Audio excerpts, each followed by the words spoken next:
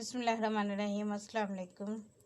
Pakistan penal code section 53 तक मैं already कर चुकी हूँ, जो कि आपको चैनल के प्लेलिस्ट में मिल जाएंगे। आज जो सेक्शन 54 से स्टार्ट करी वो है कम्यूटेशन ऑफ सेंटेंस।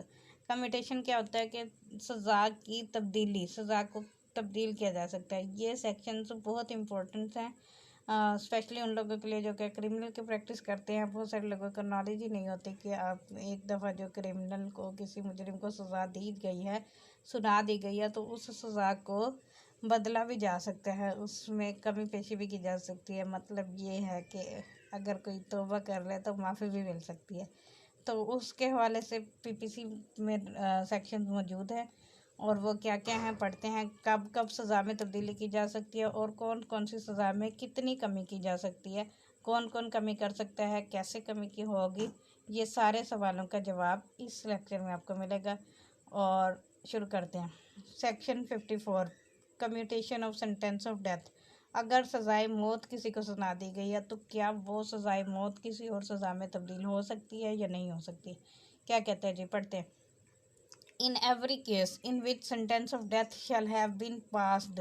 हर उस केस में जब सजाए मौत पास हो गई है, द फेडरल गवर्नमेंट, अब फेडरल गवर्नमेंट के पास पावर्स है, और the provincial government of the province. अब इसमें ये बात याद रखने वाली है कि दोनों है, ये जो लोग वन पेपर एमसी के हो जाते हैं तो वो कन्फ्यूजन का शिकार हो जाते हैं कि जी फेडरल गवर्नमेंट के पास पावर है या प्रोविंशियल गवर्नमेंट के पास पावर है या दोनों के पास है। तो दोनों के पास है। Within which the offender shall have been sentenced में। अब जिसके अंदर, मतलब जिस अथॉरिटी के अंदर वो है सज़ा उसको मिली है, अब ये कैसे पता चलेगा कि किस अथॉरिटी के अंदर सज़ा मिली है। अगर तो सूबों के अंदर किसी को सज़ा मिली है, मतलब हाई कोर्ट ने दी है, डिस्ट्रिक्ट कोर्ट ने दी है, पंजाब के, सिंध के, बलूचिस्तान के या केपी के, तो वो प्रोविंशियल गवर्नमेंट के अंदर आएगा। अगर फेडरल कैपिटल के अंदर किसी ने को सज़ा दी गई है, किसी मुजरिम को, तो वो फिर फेडरल गवर्नमेंट के अंडर आएगा। ठीक हो गया।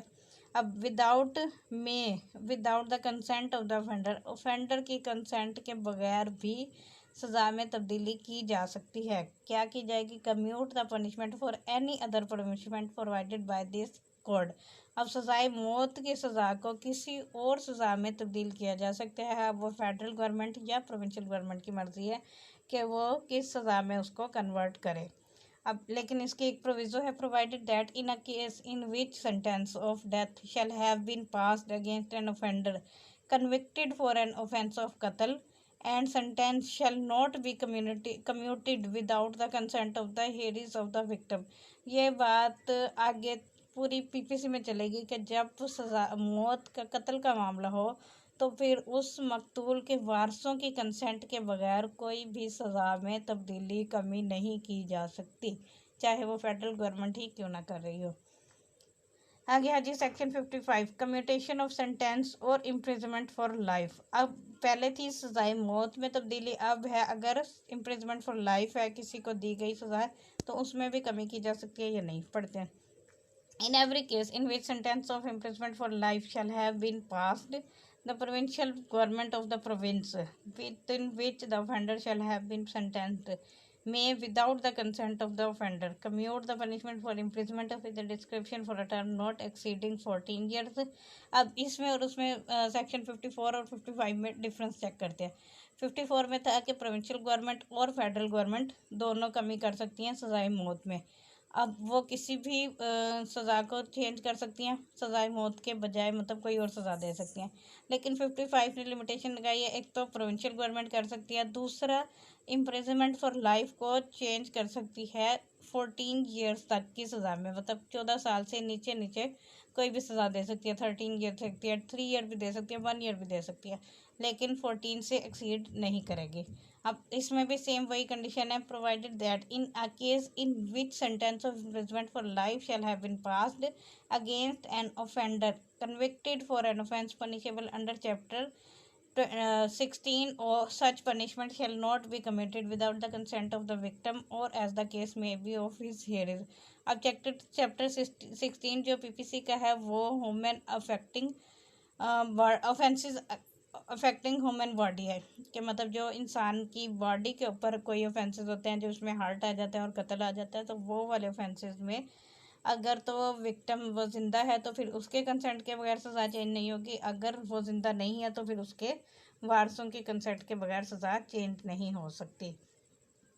अच्छा जी, आगे है provided further that in a case in which the sentence of imprisonment for life has been passed against an offender convicted for an offence punishable under section 354A, 376, 376A, 377 or 377B, or where the principle of asfasad fil arz is attracted, such punishment shall not be commuted। अब इसमें condition लगा दी गई है कि ये सज़ा जो है वो प्रोविंशियल गवर्नमेंट के पास पावर है, वो चेंज कर सकती है, लेकिन वो चेंज नहीं करेगी। किन किन केसेस में? ये जितने भी ऑफेंसेस अगेंस्ट वुमेन होते हैं, ये 354A outrage the modesty of women, 376 rape, 376A gang rape और 377 अननेचुरल लस्ट और 377B भी ये अननेचुरल लस्ट से रिलेटेड है। तो वो और उसके अलावा अगर कोई ऐसा ऑफेंस है जो कि फसाद फिल अर्ज का खतरा है जिसमें, तो उसकी सज़ा जो है वो चेंज नहीं की जाएगी। एक दफ़ा जो सज़ा दे दी गई है तो वही रहेगी, उसका कम्यूट नहीं किया जा सकता। 55 एज है जी सेविंग फॉर प्रेसिडेंट प्रीरोगेटिव। अब इसका कॉन्स्टिट्यूशन में भी है 45 आर्टिकल, वो भी प्रेसिडेंट का पावर करता है पार्डन की, ये वही वाला सेक्शन है, उसी से रेलिवेंट।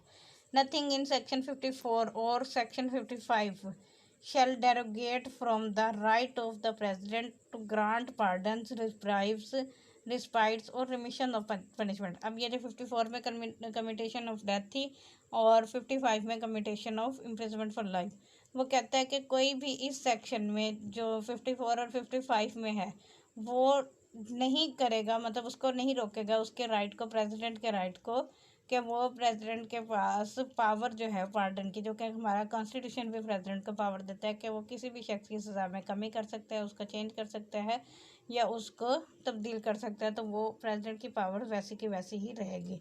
लेकिन इसमें भी एक कंडीशन है sorry, provided that such right shall not, such right से प्रेसिडेंट का ये right, without the consent of the victim or as the case may be of the heirs of the victim be exercised for any sentence awarded under chapter 16। Chapter 16 के तहत जो भी sentence वो victim है या फिर उसका हेरिस ऑफ द विक्टिम है, मतलब अगर विक्टिम मार गया है तो फिर उसके हेरिस के कंसेंट, अगर विक्टिम भी जिंदा तो खुद विक्टिम के कंसेंट के बगैर प्रेसिडेंट भी चेंज नहीं कर सकता किसी भी शख्स की सज़ा को। सेक्शन 56 ओमिटेड है। 57 fractions of terms of punishment. अब टर्म्स ऑफ पनिशमेंट को कैसे कैलकुलेट किया जाएगा, ये 57 में मैक्सिमम पनिशमेंट बताई गई है पीपीसी के अंदर के सबसे ज़्यादा सज़ा जो दी जा सकेगी वो कितनी है। In calculating fractions of terms of punishment, imprisonment for life shall be reckoned as equivalent to imprisonment for 25 years. 25 साल से ज़्यादा नहीं होगी इम्प्रिजनमेंट फॉर लाइफ।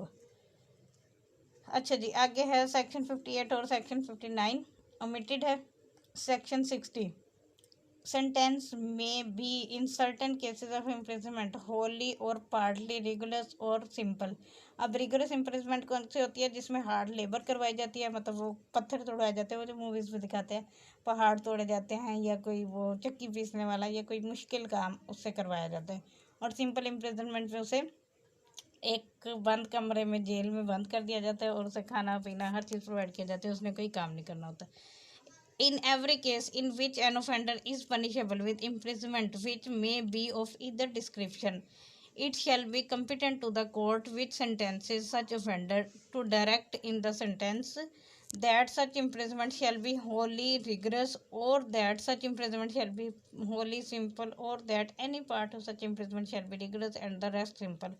अब वो कहता है कि जब कोर्ट सेंटेंस पास करेगी तो कोर्ट स्पेसिफाई करेगी कि क्या उसकी सारी की सारी इम्प्रिजमेंट जितनी भी उसको मिली है वो सिंपल है या उसका कुछ हिस्सा रिगरस है, और जितना हिस्सा रिगरस है तो वो मेंशन करेगी, कितना हिस्सा सिंपल है।